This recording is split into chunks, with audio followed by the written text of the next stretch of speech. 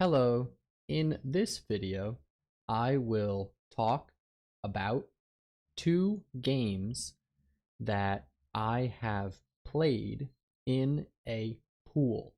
These are games, dangerous games, that my friends and I have invented, that we have created. We made up these games. The first game is from when I was a kid, when I was little. One summer, when I was between 6 and 10 years old, I don't really remember, but around that age, 6 to 10, my friends and I invented a game that was really a competition. The game was about holding your breath like that.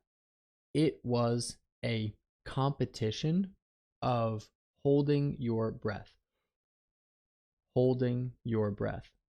But the thing that made it different and unique was that we played this game at the bottom of the pool, at the bottom of the pool, underneath all of the water. So what we would do is we would begin the game, we would start the game, and everyone would blow out all of the air, blow out the air in their lungs. In order to play the game, you had to sit down at the bottom of the pool. That way, everybody knew that you had blown out almost all of the air in your lungs. So again, this is dangerous, and I don't recommend either of these games. I do not recommend these games.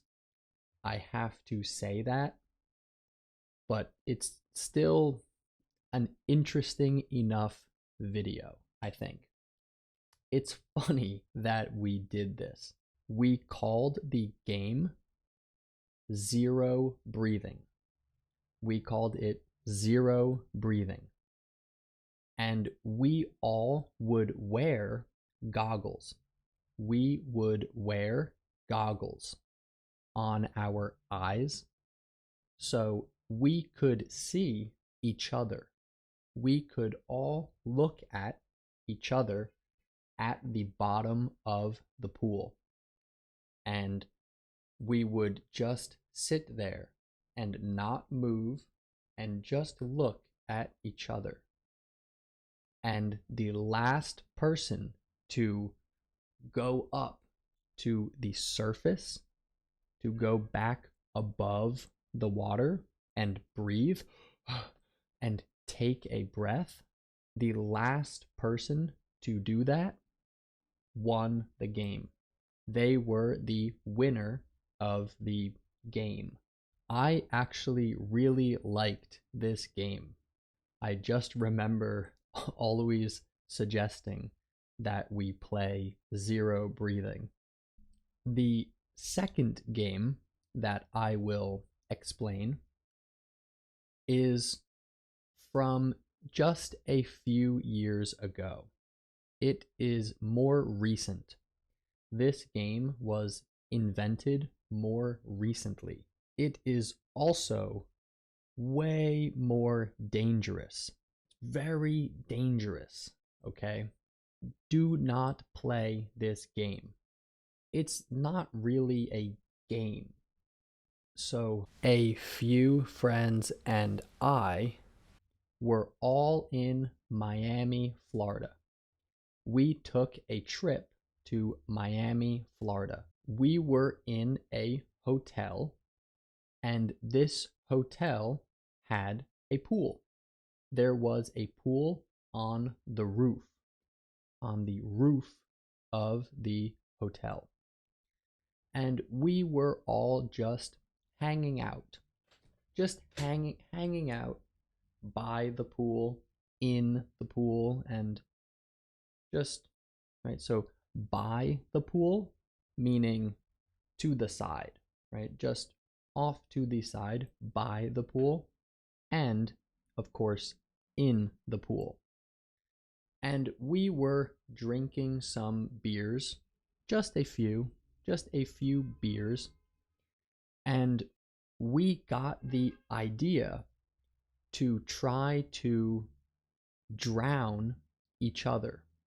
One of my friends and I practice jujitsu, and sometimes we like to mess around with jujitsu outside or in a pool.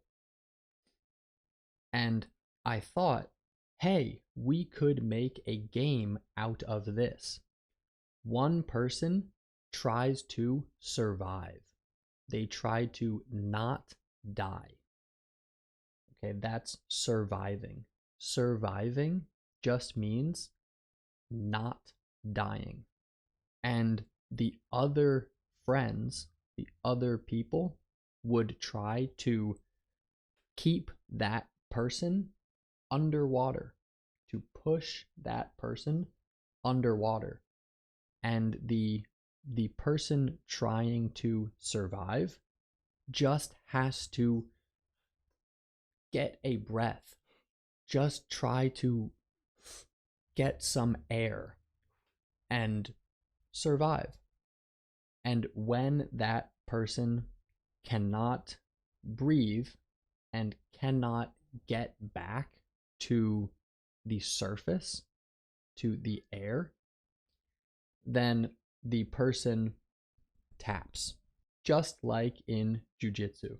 We would play this game with one person versus two, one person versus three, or even one person versus four.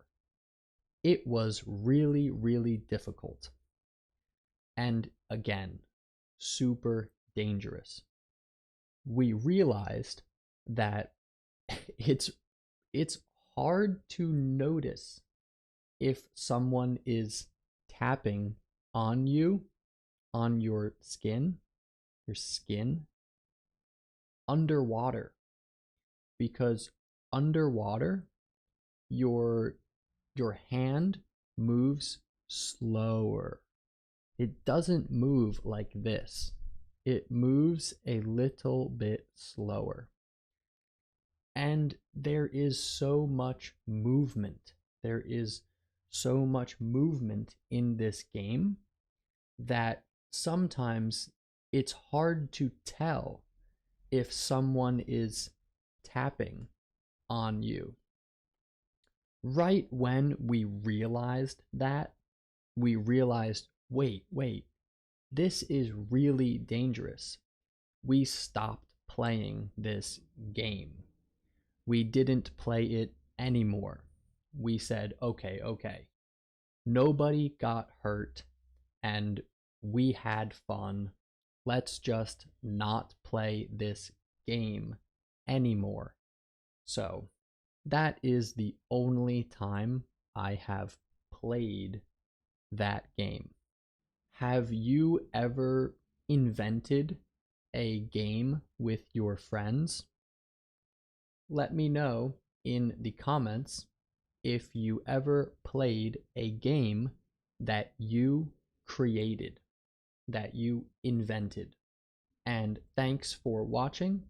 I will see you in the next video. Bye bye.